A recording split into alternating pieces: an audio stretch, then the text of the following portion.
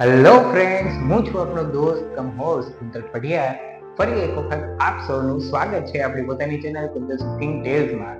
તો સૌથી પહેલા હું મારાથી શરૂઆત કરું ને તો એક ફૂડ એન્ડ ટ્રાવેલ બ્લોગર હોવાની સાથે સાથે એક મોટિવેશનલ સ્પીકર અને એન્કર પણ છું.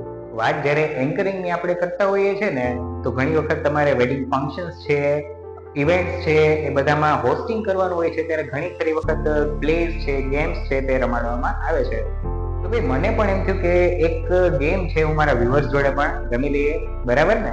તો એક સિમ્પલ મજાની ગેમ છે, એમાં તમારે કંઈ ખાસ ગભરાવાની જરૂર નથી પડતી. તમારી પાસે પર્સ હોય, વોલેટ હોય, કોઈ પણ વસ્તુ હોય, એમાંથી કરન્સી નોટ કાઢવાની છે.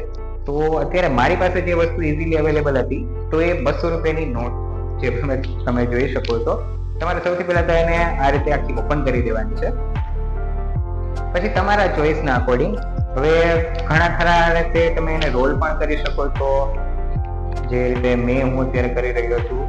રોલ ના કરો તો આ રીતે તમે તેને ફોલ્ડ કરો ને, ઘણી વખત લેડીઝ લોકોને ખાસ આ રીતની હેબિટ હોય છે કે આખી જે નોટ હોય ને એને આ રીતે તોડું ને એ રીતે કરી દે છે, પછી દુકાનદારને આપે છે.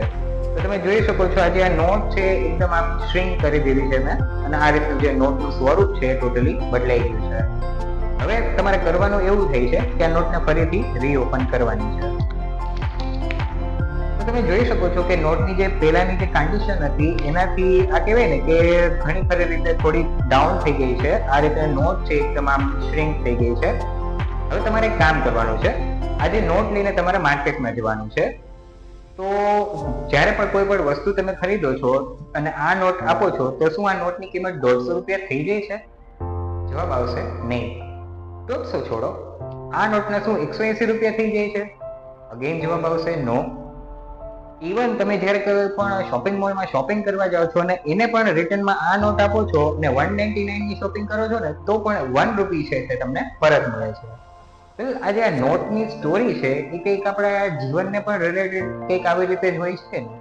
ઘણી ખરી વખત કહેવાય છે ને કે આપણા જે સો કોલ્ડ રિલેટિવ્સ હોય છે, આપણા આસપાસના એટમોસ્ફિયરમાંથી ઘણા ખરા એવા માણસો આપણને મળી જાય છે, આપણા ફ્રેન્ડ સર્કલમાંથી પણ એવા ઘણા ખરા લોકો હોય છે એ ઘણી ખરી વખત આપને ડિમોટિવેટ કરતા હોય છે, ડિગ્રેડ કરતા હોય છે, વારંવાર એક ને એક વસ્તુ કહેતા હોય છે કે ભાઈ આ તારાથી નહીં થઈ શકે, તારાથી આ કામ નહીં થઈ શકે, તારું કામ જ નથી, અને ઘણી ખરી વસ્તુ જે કહેવાય ને કે થોડા ટાઈમ માટે આપણને એકદમ ડિપ્રેસ્ડ અને અપસેટ કરી દે છે. અને કહેવાય છે ને કે આપણું જે સ્ટેટ ઓફ માઇન્ડ હોય છે એ એકદમ કોલેપ્સ થઈ જાય છે. નોટ છે એની આપણી ગળી વાળેલી આવી જ રીતે ને, પણ જ્યારે પણ તમે આ નોટને પાછી ખોલો છો ત્યારે કહેવાય ને કે નોટમાં ગળી પડેલી હોવા છતાં એની જે કિંમત છે તે બદલાતી નથી. આપણા જે માઇન્ડ હોય છે, આપણું જે વ્યક્તિત્વ હોય છે એની જોડે પણ કંઈક એવું જ હોય છે.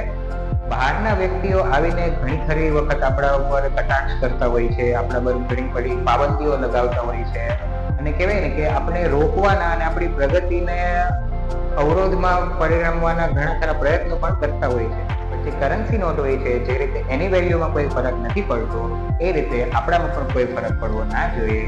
તો જે વિડીયો છે એના એન્ડિંગમાં હું એક જ મેસેજ પહોંચાડવા માંગુ છું કે ઘણી ખરી વખત આપણા જે ક્લોઝડ વન્સ હોય છે, આપણા જે કહેવાય ને કે જેને આપણો પાકો ભાઈબંધ માનેલા હોય છે, આપણા એકદમ ખાસ રિલેટિવ હોય છે, એમના દ્વારા જ એવા કટાક્ષ કરવામાં આવતા હોય છે, આપણે રોકવા માટેના ઘણા ખરા પ્રતિબંધો લાગવામાં આવેલા હોય છે, બટ આપણે એનાથી કોઈ ખાસ ઇફેક્ટિવ ના થવું જોઈએ.